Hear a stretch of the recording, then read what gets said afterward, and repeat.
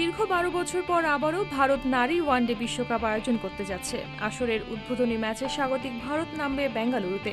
Semifinal ও ফাইনালের venue নির্ভর করবে পাকিস্তানের নকআউট পর্বে উত্তরণের উপর। পাকিস্তান যদি শেষ 4 নিশ্চিত করতে পারে তাহলে কলম্বোতে অনুষ্ঠিত হবে প্রথম সেমিফাইনাল এবং ফাইনাল। আর যদি পাকিস্তানের জায়গা শেষ 4-এ না হয় তবে গৌহাটি ও বেঙ্গালুরু যথাক্রমে সেমিফাইনাল ও ফাইনালের ভেন্যু হিসেবে ব্যবহৃত হবে। আইসিসি চেয়ারম্যান জয় শাহ এক বিবৃতিতে জানান, নারী ক্রিকেট এখন আমাদের অগ্রাধিকারের কেন্দ্রবিন্দুতে রয়েছে। এই দুটি বৈশ্বিক আসর আমাদের গঠিত গতি আরও বেগবান করবে বলে বিশ্বাস করি। 2025 সালের নারী ওয়ানডে বিশ্বকাপ অনুষ্ঠিত হবে 30 সেপ্টেম্বর থেকে 2 নভেম্বর পর্যন্ত। এই আসরে অংশ নেবে 8টি দল, যাদের মধ্যে প্রতিটি দল একে অপরের বিপক্ষে মুখোমুখি হবে রাউন্ড রবিন পদ্ধতিতে।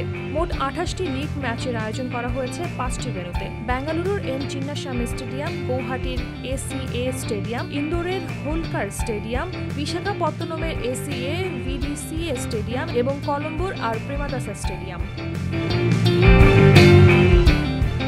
এদিকে 2026 সালে নারী টি20 বিশ্বকাপ অনুষ্ঠিত হবে ইংল্যান্ড ও ওয়েলসে, যা শুরু হবে 12 জুন এবং চলবে 5 জুলাই পর্যন্ত। এই প্রতিযোগিতায় 12টি দল অংশ নেবে। উদ্বোধনী ম্যাচে বার্মিংহামের এজবাস্টনের স্বাগতিক ইংল্যান্ড নারী দল মাঠে নামবে। এই টুর্নামেন্টের সেমিফাইনাল দুটি অনুষ্ঠিত হবে 30 জুন ও 2 জুলাই লন্ডনের দ্য ওভালে, আর 5 জুলাই লর্ডস ক্রিকেট গ্রাউন্ডে হবে জমকালো ফিনালে।